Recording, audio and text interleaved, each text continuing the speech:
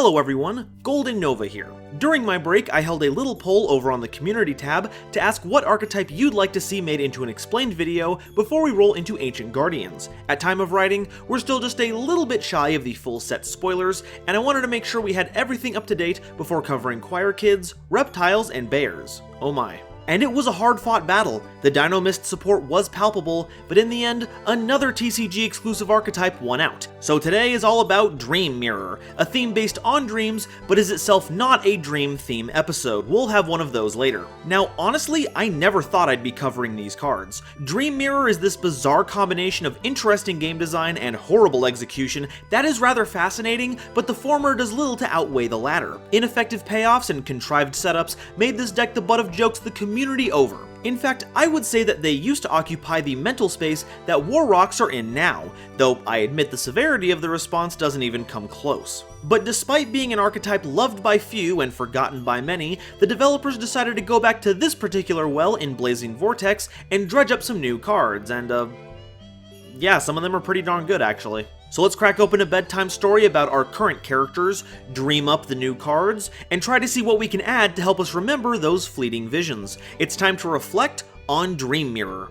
But before we continue, a quick reminder to please like and subscribe if you've enjoyed my content so far. We're on the road to 5,000 subs and you can help make it happen. Once we reach that lofty goal, I'll be making Heroes Explained, covering everything from Contrast Hero Chaos to Extra Hero Wonder Driver, and every related monster, spell, and trap in between. We've also got a Discord where we have all our particular Smash Bros. Sweethearts, and a Twitter where you can stay up to date on channel news and my bad takes. Thank you all so much for watching, and now, back to the video.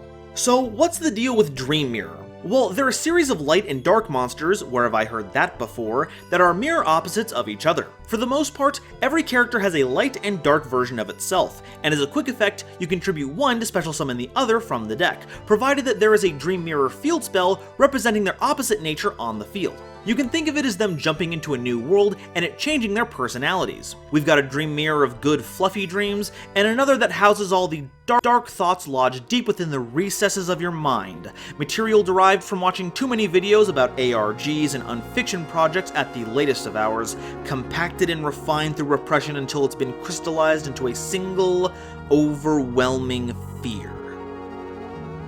It's also where all the Five Nights at Freddy's games come from. In fact, considering how important they are to the theme, let's go over the mirrors first. Dream Mirror of Joy makes it so your opponent can't target Dream Mirror monsters you control for attacks or card effects, save for the Dream Mirror monsters you control with the highest level. So it's kind of like a lightning rod effect to keep your smaller Dream Mirrors safe, but the catch is that you need to control a light attribute Dream Mirror monster for the effect to apply. Also, during the end phase, you can banish the Joy Mirror to activate a Dream Mirror of Terror from your hand or deck, effectively giving you access to whichever one you need, eventually, as well as getting all of your Dream Mirror monsters summoning effects online. And as it turns out, this is an effect shared by Dream Mirror of Terror, except it activates Joy instead. However, where that field spell is all about turtling up, this mirror is a little bit better at ending a game, burning your opponent for 300 damage every time they special summon one or more monsters. Now, I want to say, despite the small increment, that this is actually pretty devastating over the long run, kind of like with Trickstars. But those fantastic fairies had a lot more focus on effect damage with a lot of support to keep triggering it,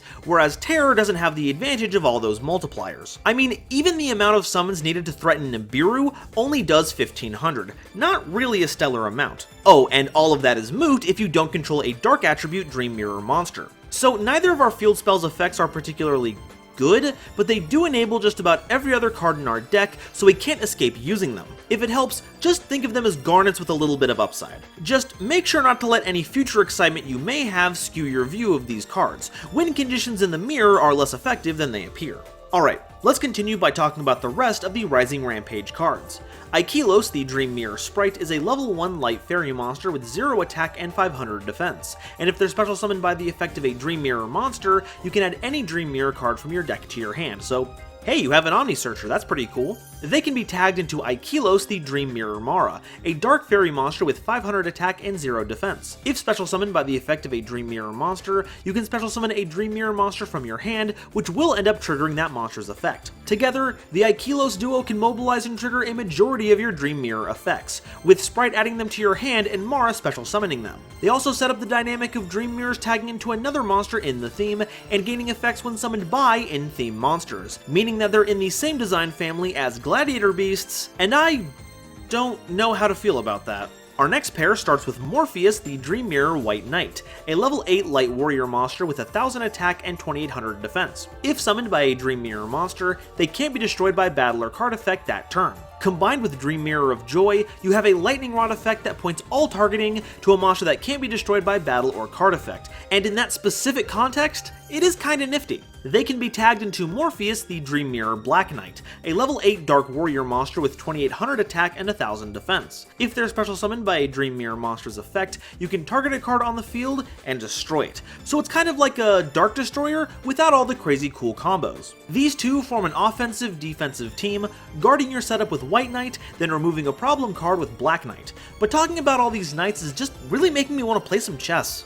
The last card from Rising Rampage is Dream Mirror Fantasy, a normal trap that has you targeting one each of your banished Dream Mirror of Joy and Terror, and on resolution, you shuffle them into the deck and non-targeting banish a card on the field. Also, if any amount of your Dream Mirror cards would be destroyed by battle or card effect, you can banish Fantasy from your grave instead. So it recycles your mirrors after you banish them to cycle them around, provides some of the best removal in the game, and gives you protection after it's done. In a vacuum, all of this sounds amazing. But unfortunately, it's all really slow. Sure, you can banish 2 mirrors in one turn to set up Fantasy, but a single piece of removal isn't going to amount to much nowadays, while the protection gets less and less relevant as more non-destruction interaction is introduced. Resolving it is nice, but for now, it's little more than a fantasy.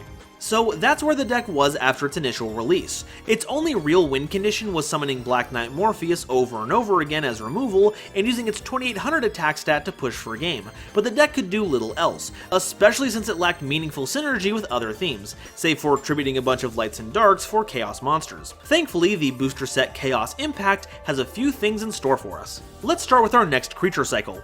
Phantasos, the Dream Mirror Foe, is a level 4 Dark Beast Warrior monster with 1900 attack and 900 defense. If special summoned by a Dream Mirror monster's effect, it can attack directly that turn, and that's no slouch. 1900 to the face is almost as much as a Gustav Max activation. They can tag into Phantasos, the Dream Mirror Friend, a level 4 Light Beast Warrior monster with 900 attack and 1900 defense. If special summoned by a Dream Mirror monster's effect, you can target a level 8 or lower Dream Mirror monster in your grave and special summon it in defense position, which is a whole other way to trigger your Dream Mirror monster's effects. Now, I have 2 questions. 1, why aren't both of them Dream Mirror friends? They're both such wonderful doggos. And 2, why the level 8 or lower restriction? We only have up to level 8 monsters. Well, not for long, because we now have a big boss monster that we can be proud of. Mirros, the Dream Mirror Earl King, is a level 10 Light Fairy fusion monster with 3000 attack and defense, requiring any 2 Dream Mirror monsters with different attributes, and don't let the attribute fool you, it does count as a dark monster while it's on the field. If another monster you control is tributed, you can target and destroy a card on the field, which might as well be a quick effect if you have any of the other Dream Mirrors to help out. And if they're destroyed by an opponent, you can special summon any Dream Mirror monster from your grave, except another copy of itself. So it floats, has removal, and can turn on the effects of both your Dream Mirrors by itself. Not really in contention for best boss monster of all time, but I've seen worse. I also like that tributing is the trigger, not specifically tributing for a Dream Mirror monster's effect, so you can pull off some funny stuff like using enemy controller. It's just a shame that their royalty is a sham, because if they were a true king, they'd be in a different archetype. But how are we going to fusion summon them? Well, we have a very helpful card for that, Dream Mirror of Chaos, a quick play spell that can fusion summon a Dream Mirror monster using monsters you control as material. Now that's a bit limited, but if you have Dream Mirror of Joy on the field, you can also use material in your hand, and if Dream Mirror of Terror is on the field, you can banish material from your grave as well. Mirros can actually be made really cheaply if you've already done some tagging of your other Dream Mirror monsters, and you have Terror on the field. And since it's a quick play spell, that means battle phase shenanigans. Just be careful with handling it, there's glass everywhere now, and I wouldn't want you to get hurt. Now, if you've been keeping an eye on how these effects are worded, you'll notice that, when checking for the field spells, the cards don't always care if you control it or if it's on your side of the field. Rather, they just want a Dream Mirror of Joy or Terror in a field spell zone, which is what makes Dream Mirror Hypnagogia so good. It's a normal trap that, when activated, takes a Dream Mirror of Joy and Dream Mirror of Terror each from your hand and or deck, and places one in your field spell zone and the other in your opponent's. So now, you don't have to wait until the end phase to have your mirror shift into another to enable your tag out effects. You can just activate them at any time for any of your main deck monsters, which means that your engine just went from situationally useful to constantly churning out advantage. If you need a card destroyed and you already have Black Knight Morpheus on board, you can just tribute them for White Knight, then immediately shift them back into Black Knight. You can search a card and summon a monster from your hand every turn, not just your opponent's, with the Aikilos duo, and Friend Phantazos can do the same for summoning out monsters from the grave. Faux Phantazos is a little less useful on your opponent's turn, but it's still more dog, so that's still a plus. It just sucks that we live in a format where a member of the gold-plated undead aristocracy can just send to grave whatever mirror we give them as fuel, but hey, what are you gonna do?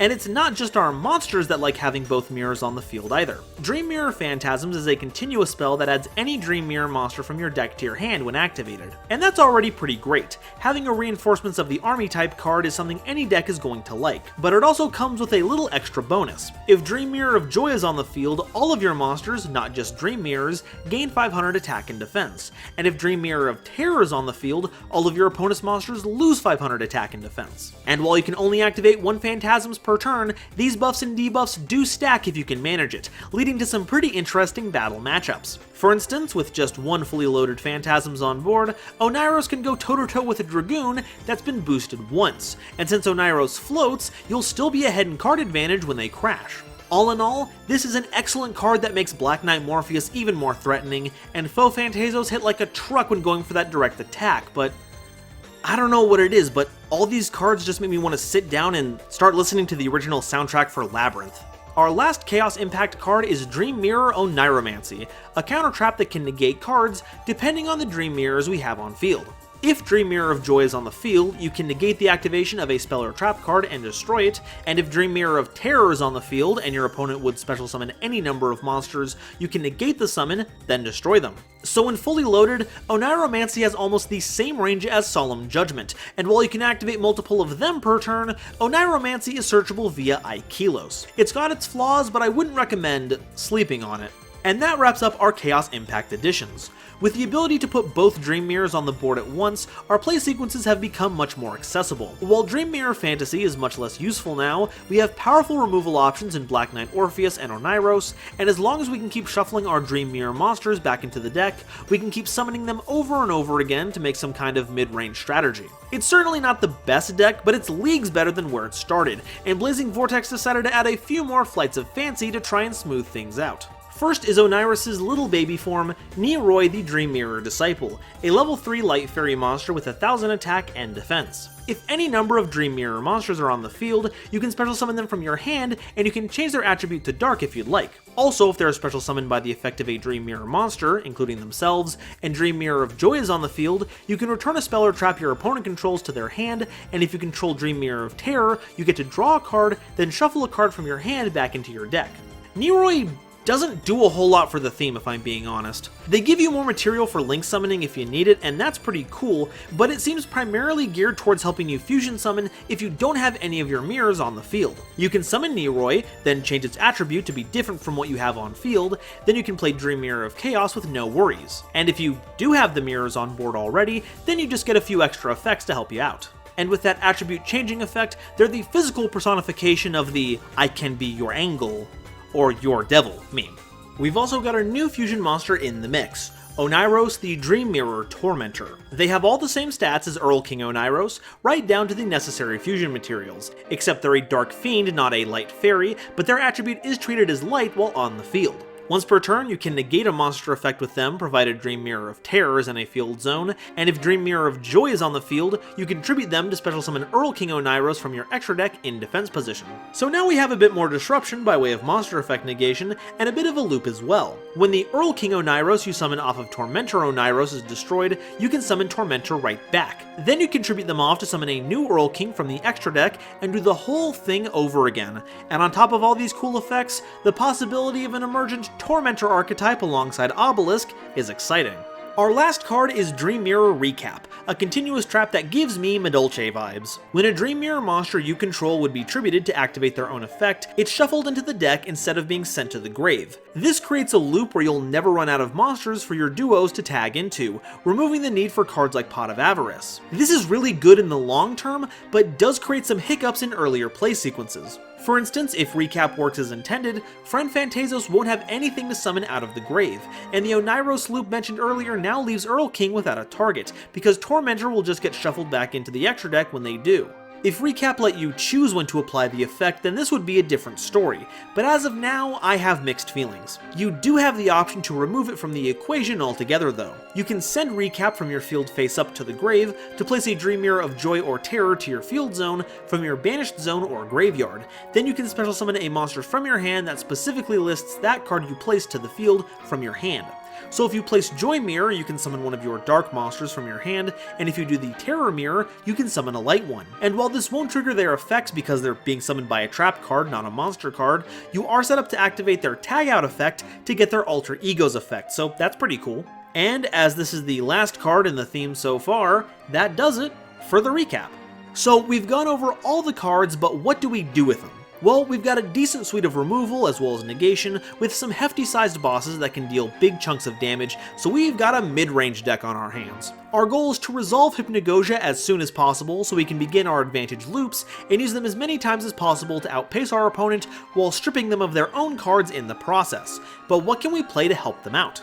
Chaos cards are a tantalizing choice here. With the potential to dump so many lights and darks into the grave, it's kind of an inevitable choice. Now, the issue with that is that we want to keep monsters in the grave as fusion material for Dream Mirror of Chaos, but that can actually end up fueling the Chaos Creator. Banish some cards to make an Oneiros, banish a few more to field the Chaos Creator, then begin recycling your resources while summoning out more Dream Mirrors. Once again, while we aren't going to get their on-summon effect from the Chaos Creator, if you shuffled in their Alter Ego and have the appropriate mirror on field, it's just as effective. Another really good Chaos card for this deck specifically is Chaos Daedalus. All your lights and darks gain targeting protection while a field spell is face up on the field, and if you've resolved a Hypnagogia, Chaos Daedalus's banish effect can take out 2 cards every turn for free. I legit can't think of a better deck to draw out this card's full potential.